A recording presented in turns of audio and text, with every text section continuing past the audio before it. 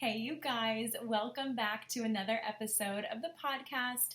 As always, I'm so excited you're here. I have another kind of off the cuff episode here for you. There may not be an intro, there may not be an outro, it may not be edited, so just bear with me on this one. But I've been getting this question lately, and I had a little bit of time, and I felt inspired to record this. So I'm excited to share this with you, and maybe it's something that you've been wondering about too. But I had my 40th birthday this last week, so I turned 40, which is super exciting.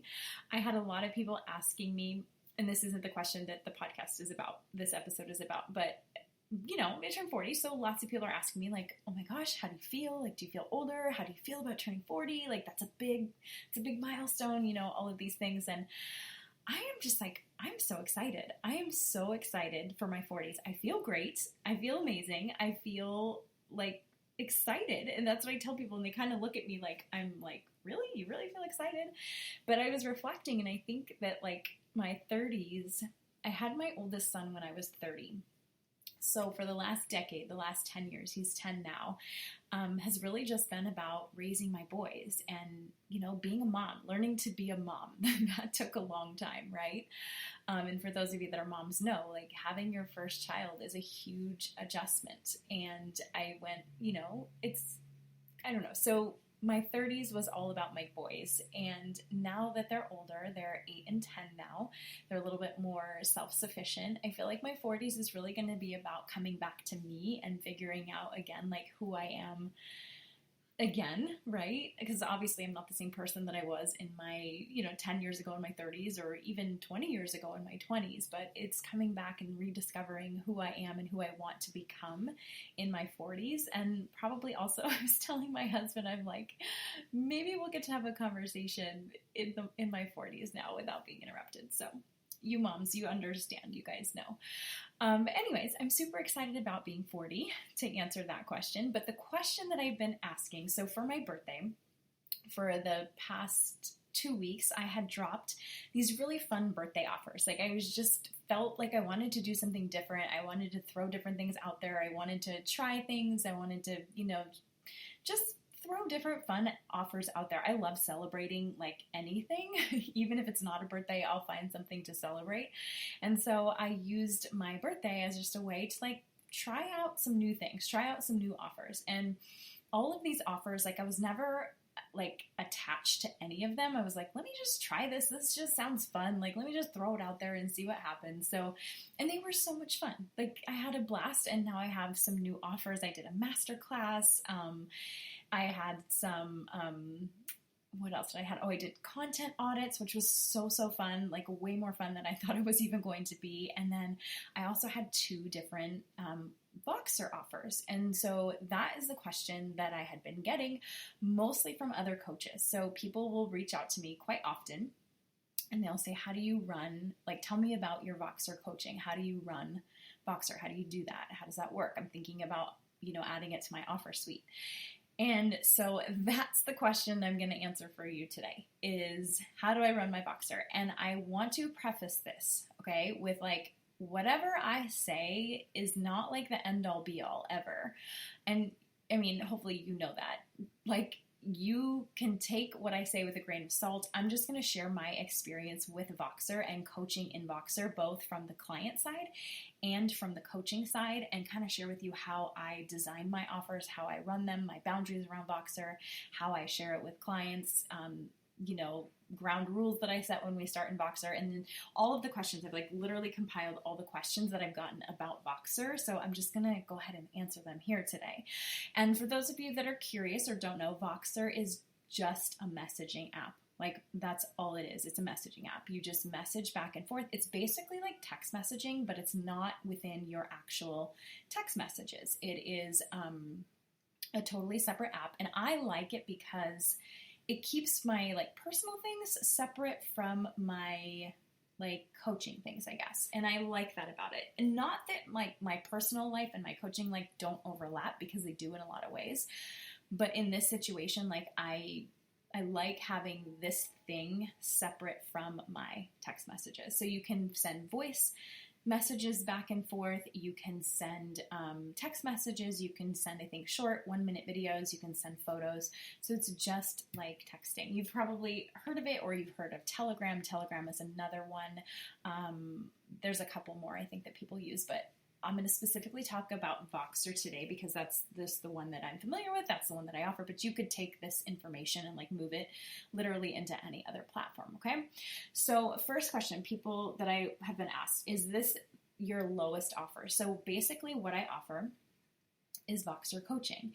And that basically means that I design my packages. So if you are a Voxer client, you are in Voxer, or I'm in Voxer with you, you're in Voxer with me. 4 days a week, Monday through Thursday. So Fridays, you guys know, I don't take calls. I work on Fridays, but I just don't do any like client facing things on Fridays. So Monday through Thursday, we are in Voxer together, and it's a really, really fast paced type environment, right? And I've had clients in Voxer with me for short-term spaces, and I've also had Voxer clients with me in longer-term spaces. So one of my Voxer clients is going on, like we've been together in Voxer for almost a year, and I'll talk more about that a little bit later. So it can be short-term, it can be long-term. That's another question I get asked. Is it just like, and even like one of my birthday offers, it was a day in Voxer, right? So like, let's dig in for one day together, like you and I going back and forth to really check off this one thing that you've been trying to figure out, or get this one thing accomplished that like has been on your list and it's just like looming and you just need a little bit of extra support in order to get it done. And people like Voxer too, like, because it's really a way to like pick somebody's brain, right? And some Voxer spaces like have a really specific like topic, like here's what we're going to do in Voxer, over this, 2 weeks or week or whatever, however it looks like. Or it can be just kind of like, yeah, ask me anything, like pick my brain, what, all of those things that you're trying to figure out. It's all good. Okay. So going back to the question, is it my lowest offer? Not necessarily. It could be, but it could also not be. And here's what I found from experience. So how this all started with me, how Voxer started for me, was I was doing one-to-one coaching, right? So just like basic one-to-one, like we get on a call every week, 45-minute call on Zoom, we talk it through, and then we get off the call, and then we meet again the following week. Okay, that's great, but like people I found, like my people, and I'm like this too, like we want to move a little bit faster. Like we need a little bit more like movement, I guess. Like, I don't know. That's just what I found. And it's what I found most of the people that come into my space they're like go-getters, and they want to move, right? They're not into like sitting around and like waiting for another call the next week. But that's also great too. Like the one-to-one calls in the Zoom works great for some people too. So it really just depends. And again, you have to keep in mind like the client and their goal and what it is that you want to accomplish together, right? There's no like hard and fast rules for any of this, literally for anything. With Voxer, packages, coaching, the way that you offer things, like there's no rules. There's no rules. And I think oftentimes we get stuck, like we get into this mindset of like, there are rules that am I doing this correctly? Am I doing this right? But really like there's actually no rules. So throwing all the rules out of the window, Voxer could be my lowest offer. It could be my highest offer. So like I said, for my birthday offer, it was one day in Voxer. So that's like in and out, super fast paced. Like here it is. Like this is what we're going to accomplish in this one day. This is your specific goal that you want to get done. Here we go. Let's do this. And then the longer term is there's still an overarching goal, as there always should be in coaching, right? But it's broader and it's bigger and it's more, I guess to say it's zoomed out, right? Like, so we're still working towards a specific goal, but it's just not as hard and fast moving. It's still fast moving because we're in there every day, Monday through Thursday. But it's just kind of like you helicopter up a little to see the bigger picture in the longer term offer. So it could be short term or it could be long term. now I remember what I was saying. So let me go back. So I used to offer the one-to-one coaching packages, right? What I found is that people needed a little bit more extra support. And I also too, like I wanted to be able to support them in that in-between time where like, okay, we decide on the call that we're going to do something or they're going to do something. And then they go off the next day or the next week to get it done. And then something pops up. There's a block, there's a limiting belief, there's fear, there's a snag in the plan, something didn't go as anticipated. Like I don't want my clients to have to wait like a whole week or 2 weeks to be able to like check in and be like, oh my gosh, how do I handle this? Like I don't want them to like stop what they're doing. I want them to keep the momentum. And so what Voxer provided for me and my clients was that space to be like, uh-oh, like something happened here. Or even like, it didn't even have to be an uh-oh. It could be something that they're celebrating or something that they're like super excited about and they wanted to share, they wanted to celebrate, or even just like something, you know how we have like thoughts at like 3 a.m. or we have thoughts like in the shower or thoughts while we're driving. Like I tell my clients, I'm like, if there's something that comes up and you want to capture it, drop it in Voxer. It doesn't matter if it's midnight. It doesn't matter if it's like, 2 a.m. It doesn't matter if, it's on a Friday or Sunday or whatever. Like just drop it in there so we have it there to come back to. That doesn't mean that I'm checking it at 2 a.m. or I'm responding at 2 a.m. because I do have really solid boundaries around Voxer, and I'll get to that in just a little bit. But essentially what happened is that became a check-in point, right? So I have my one-to-one clients, they're checking in with me on Voxer. And what I realized was that those in-between times were when the big things were happening. Like they were big breakthroughs, just as big as if we were on a one-to-one call. So in my head, I'm like, well, why do we need to wait to have these one-to-one calls? Like let's play with this idea of offering Voxer coaching just as a standalone like thing for itself, because some people don't want to get on a call. Like some people they just want their questions answered, or they just want to be able to listen in, tap in to that space when it's convenient for them, whether that's in the pickup line, while they're waiting to get their kids at school, whether it's, we're all busy. We've all got a lot of stuff going on, right? And so it was at that point that I also too had entered into my first Voxer coaching relationship, and it was only Voxer. There were no calls with it. It was just only Voxer coaching. And I remember thinking like, oh my gosh, like this is so cool because we can accomplish so much in a shorter amount of time. Like I am doing all of these things that I don't want to have to wait a whole week in between to like do this. So you can picture like I'm on the client end now, like loving it. And then on the coaching end, I'm like, let me play with this and see how I can incorporate this into my offerings as well.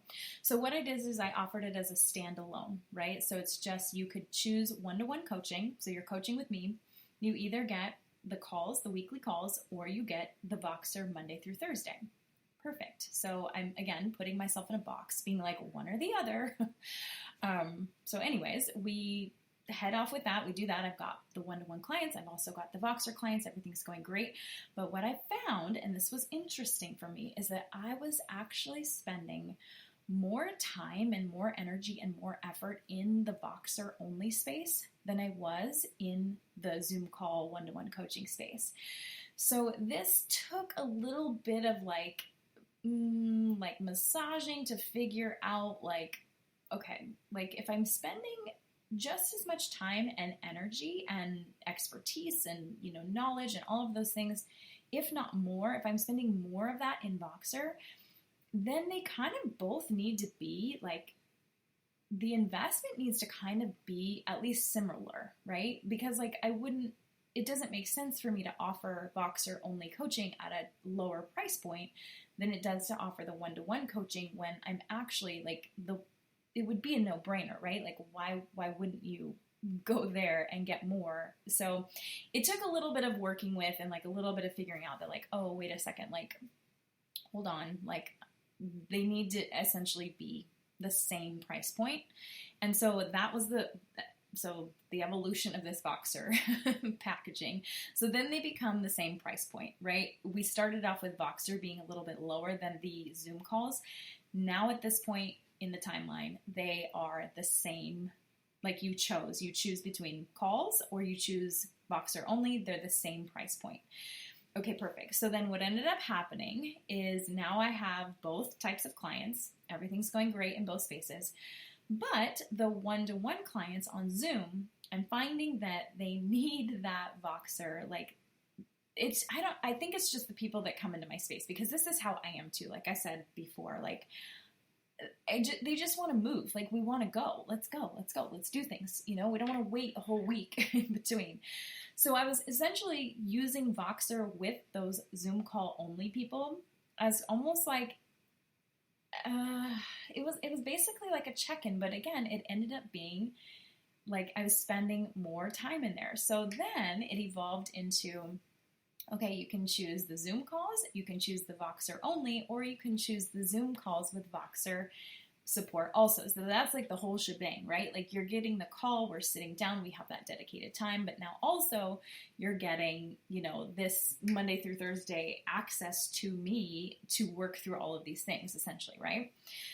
So there's that. So when we say like, when I got this question, like, is it my lowest offer? No, it's not. But here's the thing. It could be. Like I said before, I think that I've boxed myself in a lot of ways up until now.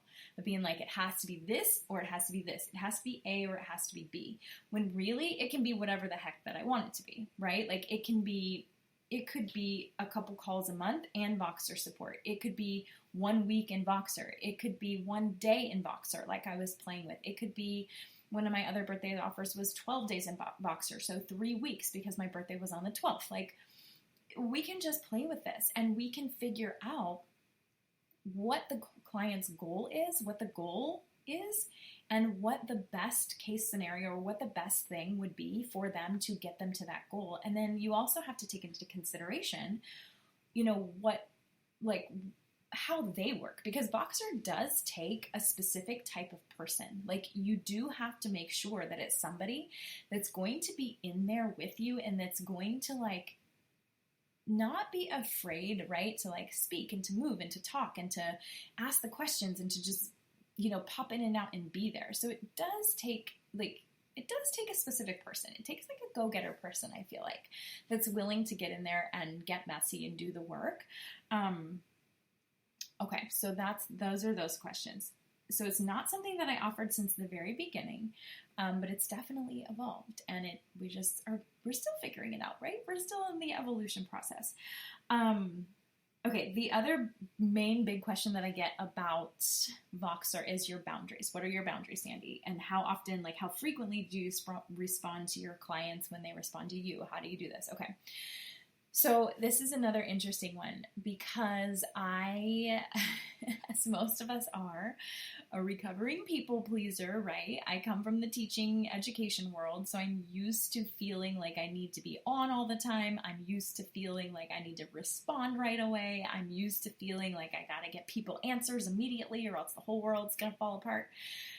But that's actually not the case anymore. So my personal boundaries around Voxer, I check Voxer 3 times a day. And again, like what I say here is not the hard and fast rule. It's whatever you want to do, whatever feels good to you, whatever works for you and is going to get your clients results, then just do that. That's what I always tell people. So I check Voxer 3 times a day, but if we're being totally honest, which I always am honest with you, it's usually way more than that. I, again, love Voxer because it's flexible for me. It's flexible for me as the coach. It's flexible for my clients. So again, sometimes I'll be sitting in the pickup line waiting to pick up my kids at school, and I'm Voxing my clients.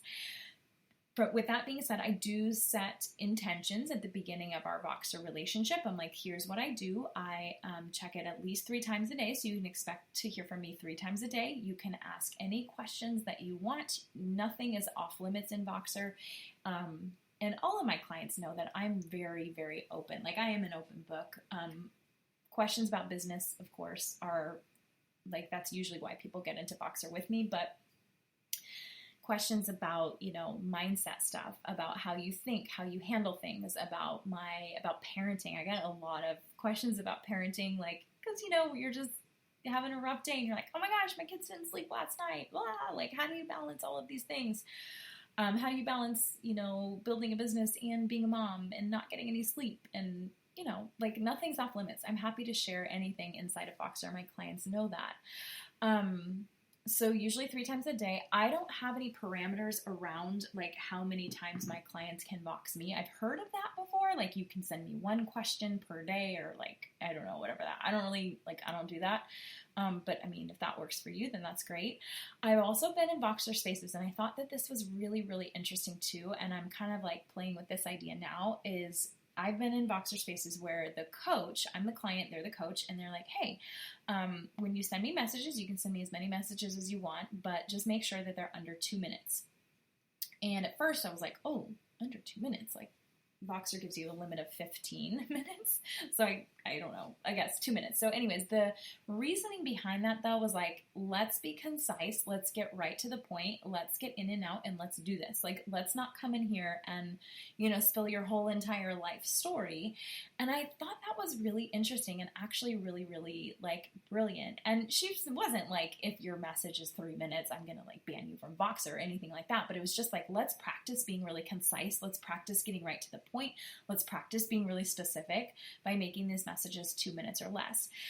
So I thought that was really interesting and really actually kind of cool. And then she'll come back. She spends, more time answering or, asking questions and all that stuff. But I thought that was cool.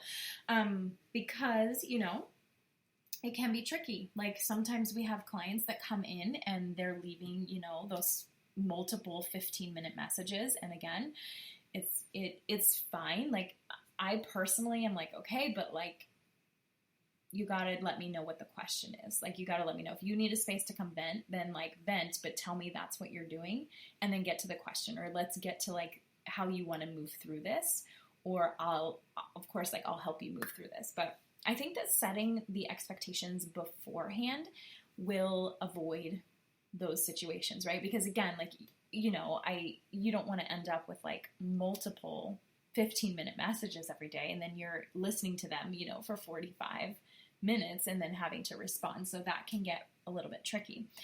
So just thinking about what you want your clients, like how to handle it. My clients also know too, I mentioned this before, that they can send me messages anytime. It doesn't matter if it's outside of my like assigned Voxer time. Like, I get up really early, which works good for my East Coast people.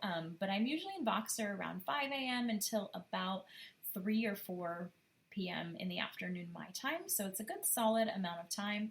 But again, I'm like, if something comes up for you, or you need to just get something out, or you have this idea that comes out in the middle of the night, just drop it in there. It's totally fine.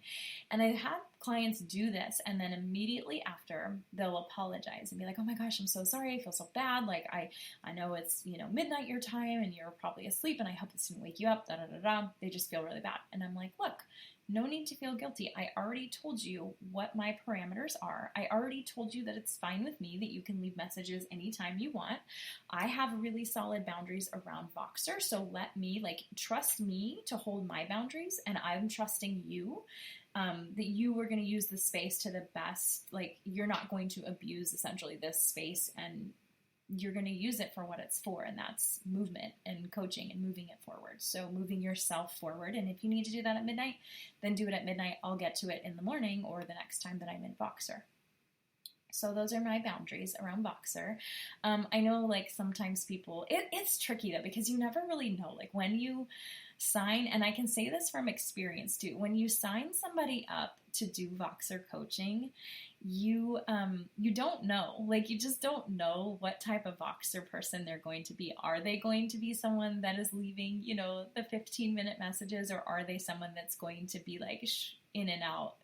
And there's no right or wrong way. Like, I don't think either one is like bad or good or anything like that. but it's tricky. So what I've also played with the idea, and I actually also coach somebody through this too. She's thinking about offering coaching, Voxer coaching, and she is thinking about doing a 1 week before she signs them on, doing a 1 week trial.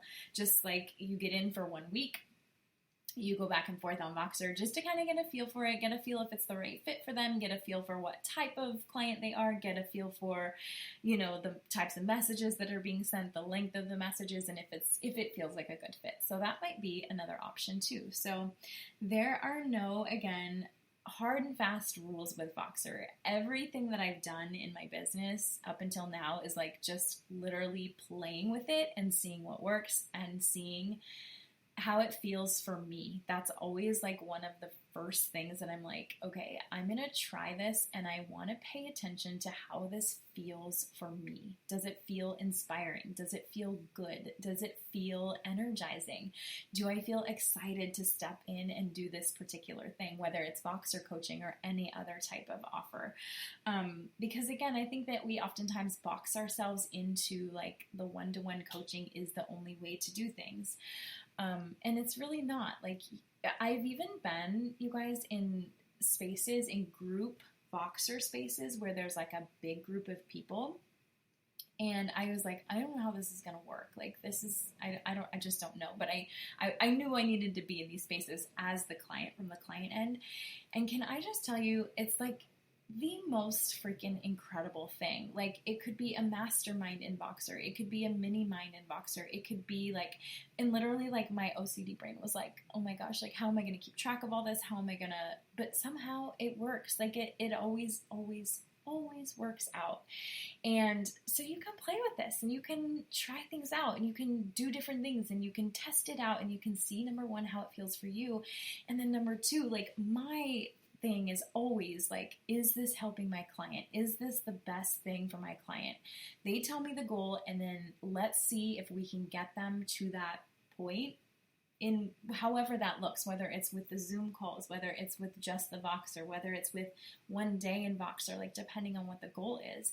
And the other cool thing too is like we can combine what we already have, right? Like I can combine the one-to-one calls with, the Zoom, and I can package things in different ways and I can bundle things in different ways and I can put things together in a way, again, that feels really good to me and that's getting my clients the results that they're coming to me for. And that's really what it's all about. So if you're keeping those two things at the forefront and you also go into it like just understanding that like you're gonna have to play with it, you're gonna have to tweak things, like you're gonna do things and you're gonna be like, like shouldn't have done that, like okay, next time, like this is how I'm gonna tweak things. It's all just about refinement as you go. And this is not to say that like I have it all figured out, because clearly you hear me like talking this through and new things that I'm playing with, new things that I'm doing. So yeah, another thing too, so let me just drop this in here before I run out of time, but I actually don't have, I'm putting a time limit on myself. I don't have a time limit, but I wanted to share this too. So I have, like I mentioned before, I have an amazing Voxer only client who, she's been with me for almost a year now. We're going on a year and it's been incredible. So many amazing things. But what we found in Voxer is that like, we were like, we can't like, how are we like Voxer is not searchable. Right? So like you could have this amazing conversation. You could even like send the message of this beautiful breakthrough, and then you could type a little note that says like, this is about my breakthrough, about, I don't know, this limiting belief that I was having and now I, whatever. And then, so it's kind of tagged like, what the message is about, but then, weeks or months go by and it's like, how am I going to find that message now? Like I have to either scroll back and like there's no way to search in Voxer. So what we've been playing with is we moved everything from Voxer over into Slack. And so Slack is just another, I think Slack is normally used for like teams of people that are working in a project, but we moved our coaching over to Slack, again, with the intention of just playing with it. We're like, let's just see how it feels. Let's see what happens. And there was a lot of resistance on both of our ends when we first like jump ship over to Slack. We were both like, I don't know if I like this. I don't know. This is different. Not for any real reason, just because it was different. Like it wasn't what we were used to. But now that we've kind of got the hang of it, it's so cool because we have everything organized in channels. So like we have a strategy channel, we have just a like life channel, like life updates on each other.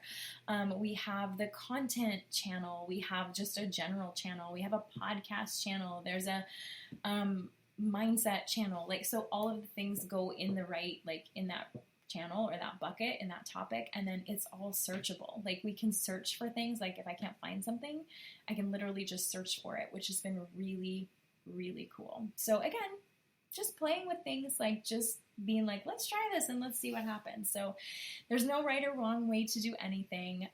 Voxer, I think, is an amazing, amazing tool for coaching, for coaches, both on the coaching end and the client end. I have benefited from being on the client end, so I know how powerful it can be, how convenient it can be, and how it can work into anyone's schedule, especially if, you know, we're always on the go. Like I said, we always have so much going on. So hopefully this was helpful for you as you begin to play with different offers. And I guess the biggest thing that I would again say is just remember there's no rules. You make the rules, and just to go into things, playing with things, and figuring out like what feels good to you and what's going to get your clients the very, very best results. So I would love to hear what you think about all of this, or maybe you have another Voxer question or a question about anything that I didn't answer here. Please hop on over to Instagram.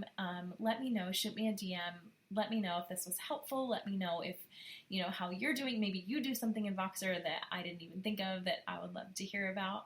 And yeah, just let me know, because I always love hearing what you think and what your takeaways are. So until next time, have a great week, and I will see you guys same time, same place next week. Okay? Bye, you guys.